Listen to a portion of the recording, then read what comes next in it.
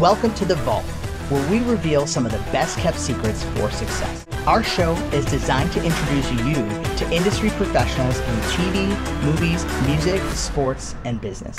Now, our goal is for you to learn from their wealth of information and use it to realize your dreams.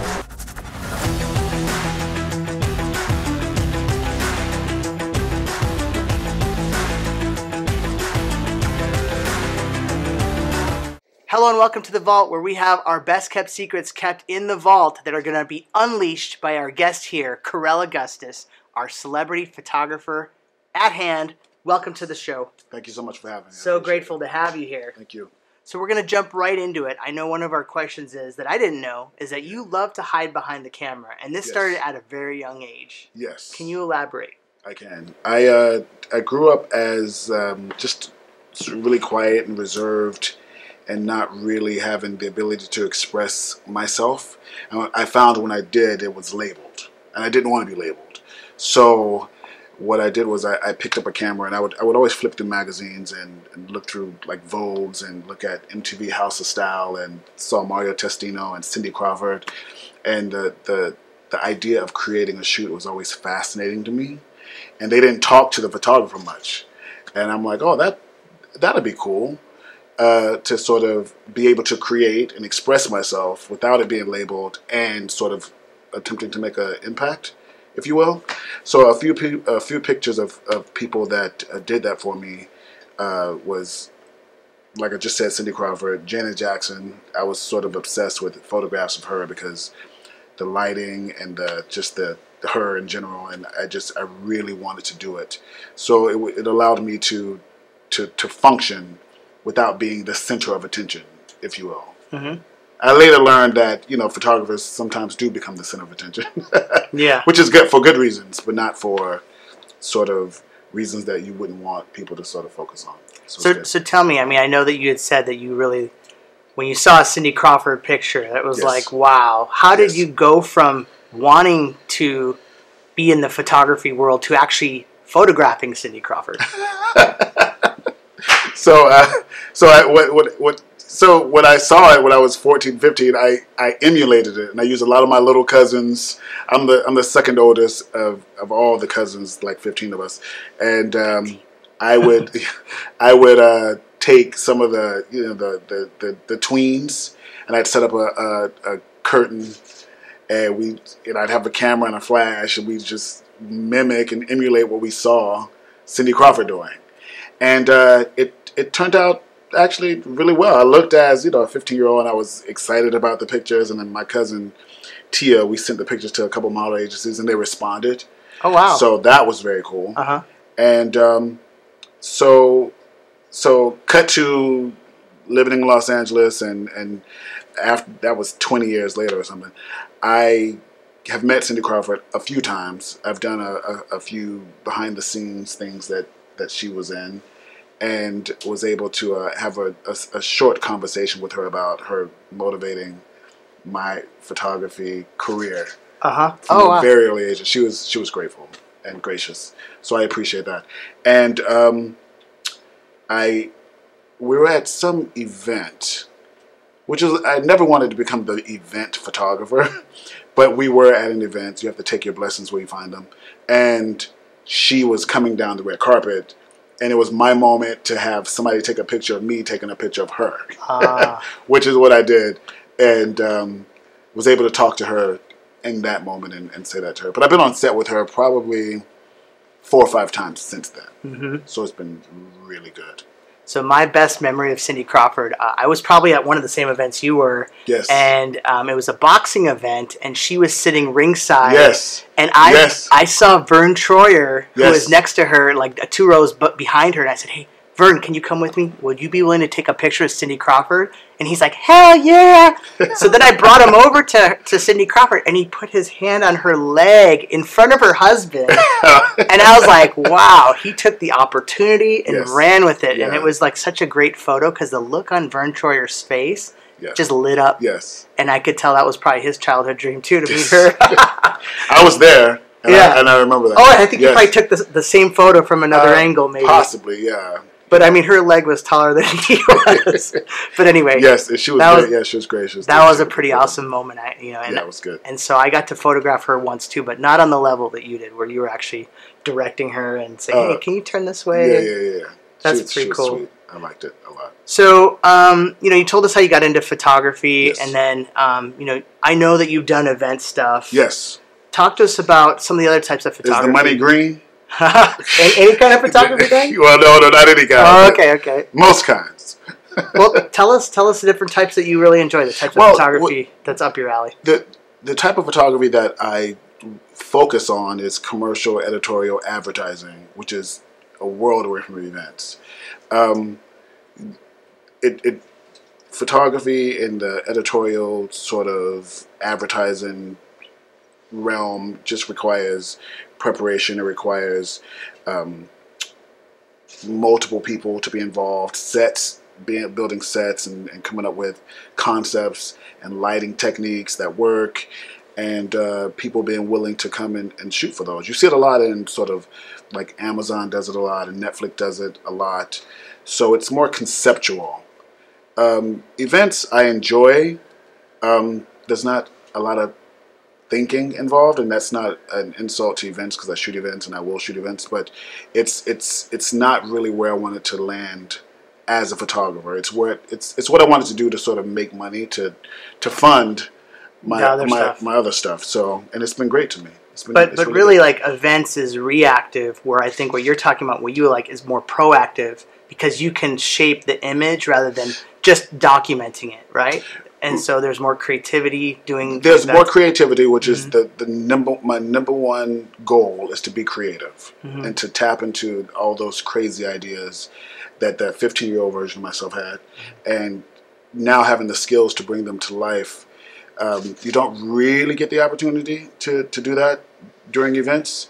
A lot of really cool things have happened to me as a result of events, but what I focus on is, give me a big white psych, 60 feet by 90 feet and some lights, and let's get it popping. So let's get it cracking. Kind of take me down this path, because you and I have worked like literally shoulder to shoulder at a lot of these events. Yes. I think really making each other laugh. Yeah, exactly. You got to if you can have a good attitude on any sort of event shoot, you need it. Yeah. But what I was going to say is, I think events are good because you can then network with people to then once again create other opportunities for yourself. So, for example, you meet all these great influencers and celebrities and whatnot that are top in each of the music, movies, television genres, and then you take them to Black Hollywood Book Project. Yep. Tell us about that. Just to step back a second. Yes, events have been a great place to network. But what I have discovered is once people see you in a certain way, it's really hard to grab them and pull them into where you want them to see you, because that first that old adage of you only get one time to make a first impression is absolutely true. And I've been fortunate enough to sort of meet a couple people and bring them into this project that is Black Hollywood, and that's been exciting. So as a result, because I always wanted to be creative, this actually started the day that Michael Jackson died, because his music was everywhere. You couldn't go anywhere without hearing it, and he was such a huge impact in my life growing up. It was like Michael Jackson, and we'd stay up with my family to watch the videos that premiered at midnight. I remember those. Yes, that was awesome. Yeah, and so the day that he died, I was so moved by the fact that he had impacted so many people and he had left so much for us to enjoy. And I think every human should strive to do that. I think every human should strive to leave a mark if you can. And I wanted to do something that hadn't been done, that nobody else was doing, that would take a lot of time, a lot of dedication, a lot of disappointments, and just stick with it and see it through to the end. And that's how that started the conception of Black Hollywood Book Project, which is my photo book I'm shooting, where I recreate famous scenes from movies and iconic images with Black celebrities. So what are some famous scenes that you've recreated? I've seen Edward Scissorhands, that's one. What are some other ones? We've done Edward Scissorhands, we've done Cleopatra, we've done Flashdance, we've done Psycho, we've done The Shining, we've done The Matrix, we've done sort of old Hollywood glam like Marlene Dietrich, and I'll be shooting a couple in the next couple weeks, which I'm very excited about. Chicago, and we're doing Rita Hayworth. So how do you get all these costumes and the sets and all that to make these scenes come alive? So your other job is funding this. So my other job, yeah, I'm happy to say that I assisted Mario Testino back in the early 2000s for years, and actually had a full-time job as well.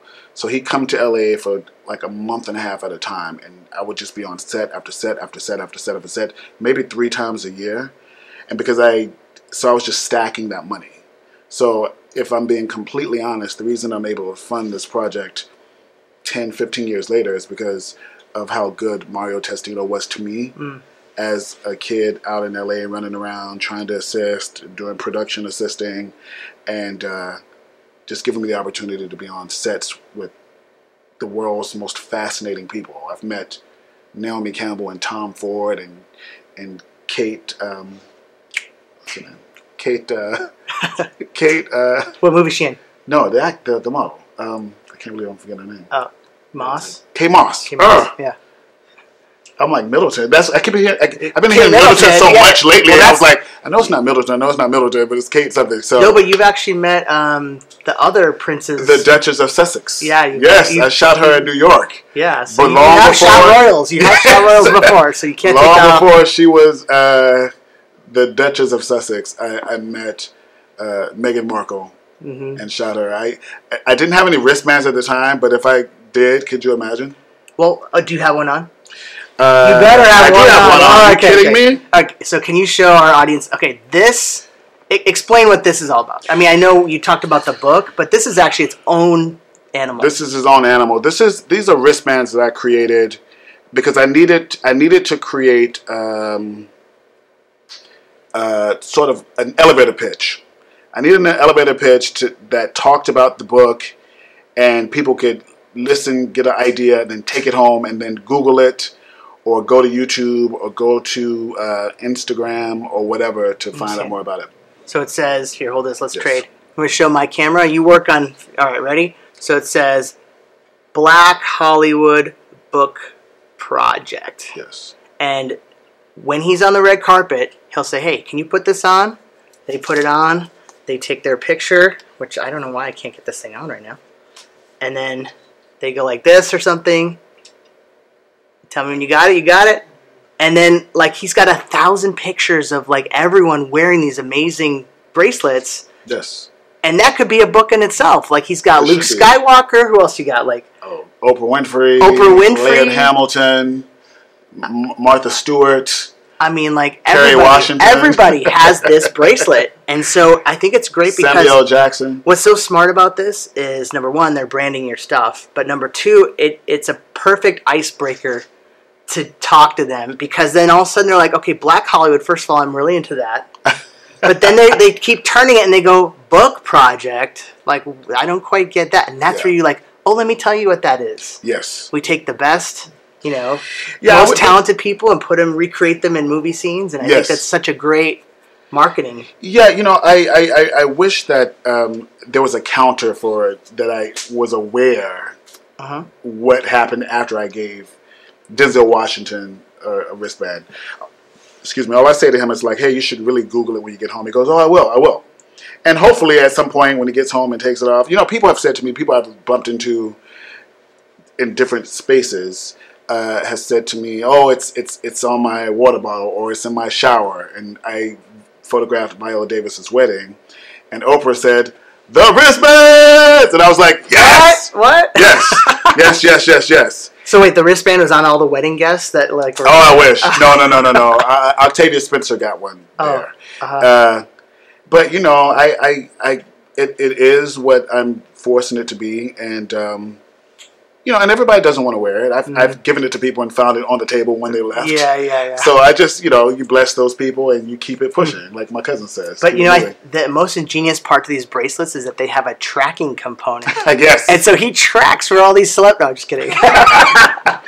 But that is, I think, your next 2.0 version of the bracelet is have a little GPS in there so you can actually find where they go. Find it. I'm really good friends with Oprah's makeup artist, Derek, and he sent me a great message after I gave it to her. And he goes, hey, I just want you to know that I'm having dinner with Oprah, and I noticed that the both of us are still wearing your wristband. And I was just like, I'm going to screenshot this text and keep it. And Oprah said to me graciously, she said, when you are ready, bring it to me. So I'm excited about that. That would make me go a little faster. Well, you need money to go fast. Yeah, I hear ya. You need, these are big productions, so like hopefully you'll let us show a couple of the photos of what you've shot already. Maybe one or two. One or two, I could. Okay. So we can just show the production value. I mean, it's not just like hey, stand in front of this. I mean, like they're going all out, amazing costumes, right, and like smoke effects, most likely. Yeah. A lot of smoke. We did Michael J. White as Terminator. We used a lot of smoke. Oh. And that was very cool, and he was perfect for it. And he retweeted it. I like sort of when people get it. A lot of them don't. A lot of them show up, they do the picture, they go home, which is fine. But a lot of them say, hey, send me something out, tweet out, and that's where the masses are able to sort of enjoy it and follow it and become more interested in it. I am happy to announce that I just submitted to Tashin, and they responded. So that's all I can ask for. Tell our audience who Tashin is. Tashin is one of the leading photography books publishers in the world. And they replied. Yeah, so that's the second part. And they replied. I submitted 5 pictures of what I think are amazing shots. We did Singing in the Rain and Back to the Future, which I rebranded as Black to the Future. Love it. And that's awesome. I think The Matrix and Dow M for Murder, just a couple of my favorites. Mm-hmm. And they responded wanting to see a few more, and we sent them off, and we'll keep everybody posted. Yeah, keep us updated. I will. So, how do you get to do Viola Davis's wedding, or how do you get talk our audience through who may be like the 20 years younger than you or I? We're actually 25, right? So anyway, our younger audience, how do they go about getting to where you are? What do they have to do? Well, it's a lot of work. The first thing you have to do is shut all the voices off, which is what I had to do. I had to shut all the voices off that made me feel like I wasn't good enough, from things that happened maybe when I was 5, 6, 7, 8, 9, to not wanting to be the center of attention, because all those things are designed to hold you back. And so the first thing you have to do is just go after it, and hopefully somebody will respond to it. And the Viola Davis wedding came about when I believe one of her assistants we met in passing once, and I had already been asking Viola about doing the book, and she said, hey, a good way for her to sort of develop this trust, this is before her Academy Award, is that I'm going to put your name in to photograph her wedding exclusively as the only person there with a camera. Wow. And I said, perfect. That's awesome. She saw the work. I was hired to do it. It was a lot of famous people at the wedding. It was great. And so Viola gave me her number. I haven't had to use it yet, but I don't know. I don't know if we're friends, but we definitely have. She's really cool, though. She's really cool. She's super down to earth and gives me a hug, and yeah. I saw her, and I was shooting at one stage, and she was at another at Quixote Studios, and she goes, "Oh my God!" She gave me a hug, and her daughter was there. She goes, "You remember Carell? He shot the picture." She didn't, but it was. She was. But she probably remembered the pictures. She remembers the pictures because it's her and Oprah, and Oprah's holding her, and she's just like she. Why am I here? Exactly. So that was fun. So let's get our audience involved. All right. Please. So we're gonna talk. Oh man, there's a lot. Let's see. Don't stress. You are doing great. That's what someone said. That's actually I think for me. Oh. Because I know these people who said that. All right. So it says, what are the most challenging parts of your job, specifically dealing with celebs? And don't trash anyone too bad. I'm not going to trash anybody. I'm just going to keep it 100. The most difficult part is that I think we're all playing a role, right? Celebrities are playing roles even when they're not on movie or TV or Broadway, and I have a role to play as well. My role is to make them feel comfortable, and my role is to get the best and the most out of them that I could get. The challenging part is when those things don't mesh. When they don't mesh, and I'm doing everything that I can, it could sort of lead to conflict. No, not conflict. Just a quick session. Just because if I'm not feeling it and you're not feeling it, then we don't need to be here very long. Sure.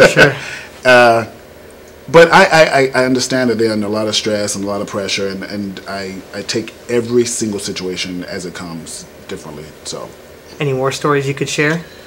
Give me like one or two, because I know you got 100 of them. We got to hear at least. I'll tell a story, and I hope he's not watching. I'm not calling anybody's name. Jackie, but you good? I did a shoot not too long ago, and we had hair, makeup, wardrobe, and this particular actor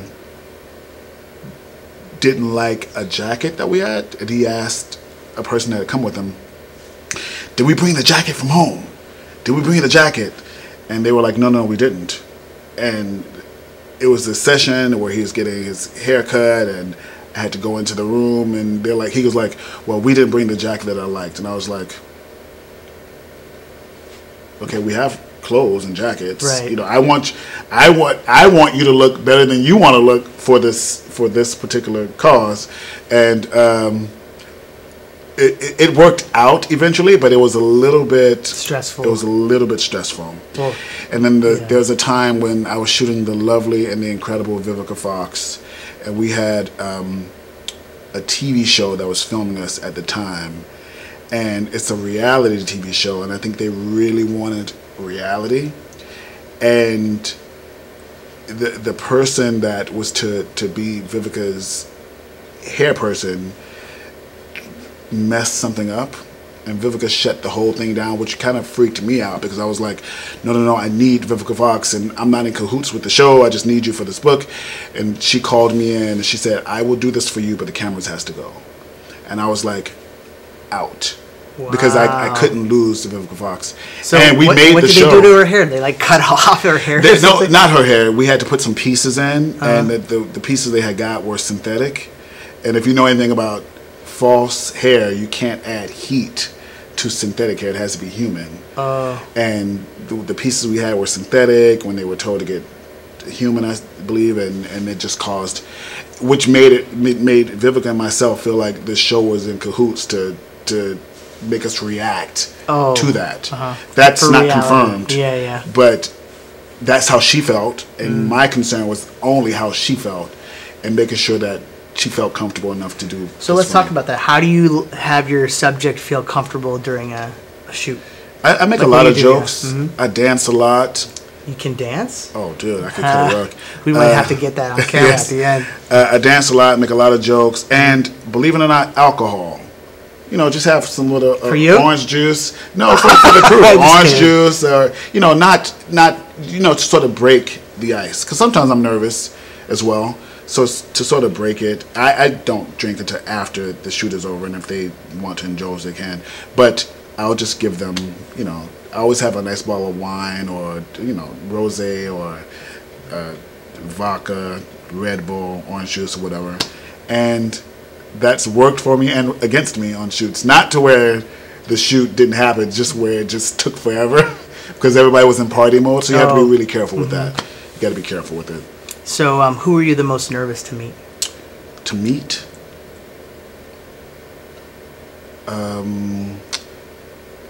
In what capacity? I'm sorry. Like on my set, or just in general? Or? I guess in general, yeah.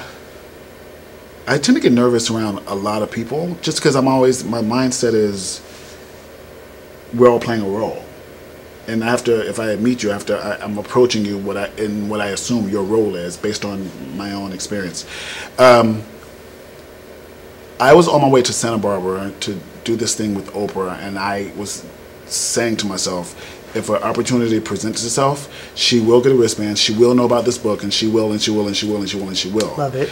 And I don't know if there's a time and a place for everything, and sometimes you can't just approach people. Yep. There's a time and a place for everything. It will reveal itself. You just have to be ready in that moment, which she always says. There are no there's no luck. It's just when preparation meets opportunity, and you're ready. And we were switching sets, and she went out back by herself and sat.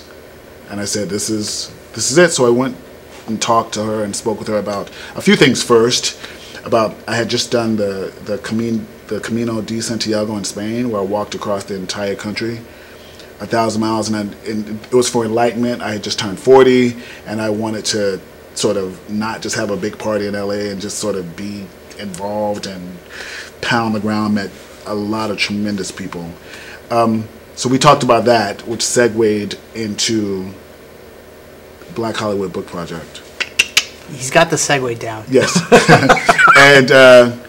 and she started like interviewing me like her show, like, oh, so why did you do it, and what was your experience, and I know people that have done it, and would you do it again? And so I was like, wow, my Oprah is asking me all these questions, and that was cool. So that was really cool. That's very cool. All right, let's go some more audience questions here. Yeah. So let's see. Like, how do you go about, I mean, I can know, like, getting clients. How do you go about getting new clients? I mean, I know it's mainly word of mouth, but how do you create that? So this goes back to what we were talking about, events, and never sort of getting, I guess, typecast is a way for people to understand it. So getting clients. So I have the ability to create links to what work I want you to see that I've done. I mean, I've gotten a lot of clients from, word of mouth, like you said. I started the book. I used to chase celebrity friends and magazine covers and TV shows. And when I stopped and started doing the book, a lot of it came to me. And I was able to show the work that people responded to. And I know I'm biased, but I actually really like a lot of the shots. I'm actually really excited for people to see the finished product. It's almost like your kids. Yeah. You know, and you want to make sure that it's protected and it's great. Which brings me to Instagram. A lot of people have given me a lot of grief over why I haven't released any of the pictures. And that's because this thing that's now at play, which wasn't when I started, called Instagram, where people see the work, they screenshot it, they repost it. I've had this happen to so many of my amazing, talented friends, where they create a shot, and then 2 days later, it's hashtagged to hell, and the person that created it is no longer attached to it. It's the world's. Yeah. And I had one friend in particular do this amazing shot of a spec shot of the Joker, and it went viral. And he got a call from DC saying he got a cease and desist because it was based on a new sort of idea of what they wanted to do with the Joker. And his shot was that good, and he'd never intended for it to go as viral as it did, but it did, and it caused problems. So I've been really calculated, much to the dismay of a lot of people, that I haven't put out a lot of pictures. I do a lot of BTS on YouTube. I do a lot of BTS on Instagram. So tell our audience BTS. Behind the scenes. Right. There's a great YouTube channel where you can check out me like creating the shoots. Oh, okay. And I feel like personally that's enough until I'm ready for you to see the finished product. But you know, in this day and age, people want more. And then they're on to the next, yeah. So you gotta protect it a little bit. You have to protect it, even with the wristbands. You know, come on, Luke Skywalker. Come on, people. Like, I can't. You want more than that? Luke Skywalker, Oprah Winfrey. I mean, like, who else could we? Yeah. I mean, Barack Obama's probably the only one that doesn't have a wristband. I sent him a couple. I don't know if they ever. Oh yeah, well, we got to get one on him. We got to get one on him. Yes. All right, cool. So, I mean, I think basically all of our audience now. Let's see, are there other ones? What are the secrets to success that you would give your younger self? Oh, the first thing I would tell my younger self is don't wait. Do it. If you fail, so be it. Do it. I got caught up in having to pay bills, and so I was just taking jobs that were cutting me a check so I could sort of be comfortable in that. And that's fine, but I compromised a lot of time and effort and energy, and just having to go to a 9 to 5 and not being able to focus solely on the creative part. So what I'm doing now is focusing solely on the creative part. And anybody that wants to be a part of that, fine. And if not, then you are actually in my way. And I've given too much time to too many people and too many things that were served to be in my way. So now I just recognize those things quickly, and I just move around them. I don't wish anybody any harm or anything like that. I have a goal here, and as you said, when Oprah says, bring it to me when you're ready, it should be quicker, I want to be quicker, and now I've created spaces where I can do that. I'm very excited about it. Yeah, well, I'm too. I mean, we've been talking about it for a long time. Keep talking. It's coming. It's happening, y'all. I'm not saying just talking about, but like, you know, I'm the guy who's always like, action, action. He's like, hold on, pump the brakes a little bit. And I'm like, why? Yeah. I want to see this book. This book is going to be amazing. But I agree, like, you want quality. You want quality. And this is, although it's been your baby, it's probably what, a teenager or maybe like a young adult by now. It's a tween. A tween. It's a tween. But to become its full itself, do you have a release date? You know, like I said, I don't have a release date. What I was waiting on was, I don't want to do this independently because I want to do it right. I don't want to, a year after it comes out, a year after you give birth to your kid, you don't want to look back and say, you know, I really messed the way I handled that up. The pictures aren't getting old. I am. The pictures aren't. The pictures still look great.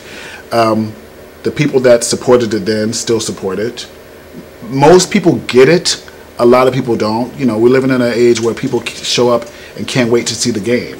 Yeah. You know, and people, my favorite question from people is, well, when are you going to be done? And my question to them is, where were you when I started? I want to see a finished product as well. Right. Do you know what I mean? Like, I too want to see it done. Yeah, yeah. So I just focus on, you know, creating. Yeah. But it's coming. You've seen a lot more than a lot of people. I'm very blessed. I'm very lucky. And, you know, it's going to be a great project to share, and I can't wait till you guys see it. He is a very talented and inspiring person, and like I said, we've been at events shoulder to shoulder in the mud. Yes. And you know, I'm just and glad we will be in the future. And yep, we will be in the future. But yes. I'm just glad you're here. I mean, I want to once again, I appreciate it. Thank you for coming. Thank you. And the last question we ask is, where can we find you online? Oh, you can find me a couple places. You can go to CarellAugustus.com. We'll have that spelled out. That's going to be a new website really soon. Black Hollywood Book Project, which is amazing. Should repost, retweet, share, like, all the wonderful things that the kids are doing now. YouTube is I love the YouTube channel. I'm actually in the process of reposting all the videos for the Black History Month of February of all the videos of the people I've shot, including both Vanessa Williams. There's 2 in Hollywood, and I have both. Shamar Moore and Lauren London and just countless people. And what's that YouTube channel? The YouTube channel is Black Hollywood Book Project. Okay. And then I have one more question. I'm sorry, yes, but please. Who is the last person who do you want to get next for this book? Like, who would be the person you haven't been able to get? I mean, Janet Jackson, maybe? Janet, I'm in the process of, with people like Janet, you have to present it. It's not just, hey, here's a wristband, go to the YouTube. No, you have to present it. It needs to be a thought out process. She needs 3 or 4 different options to choose from and say, I'll take that. And I'm good friends with a couple people in her camp. And I was actually going to get a first run sort of print of the book of maybe 15 pictures, and then say, this is what I want you to be a part of. Would she be on the cover? I have a very specific idea in person for the cover, but Janet and I could talk about it. Yeah, I mean, we're going to show a picture of you and Janet in the show here, and the look on your face is just pure happiness. I mean, come on, dude. My 12-year-old self. Pure happiness. Yeah. Yes. Once again, thank you. I appreciate it. I love it. We could talk for another 2 hours. Yes, we could. Anyway, thanks you so much. And that wraps up another episode of The Vault. If you guys have any amazing dreams that you want to accomplish, right here, this is where they happen. They start here. We get the great Black Hollywood Book Project. Open the vault. Don't wait. Find the combo. Do it as soon as possible. And you know what? I think we're going to end this episode with some dancing. Oh, we have music? Nope. You just wanted to dance? We'll get your microphone off, and then let's get you dancing. I'm down. All right, let's do it. Let's do it.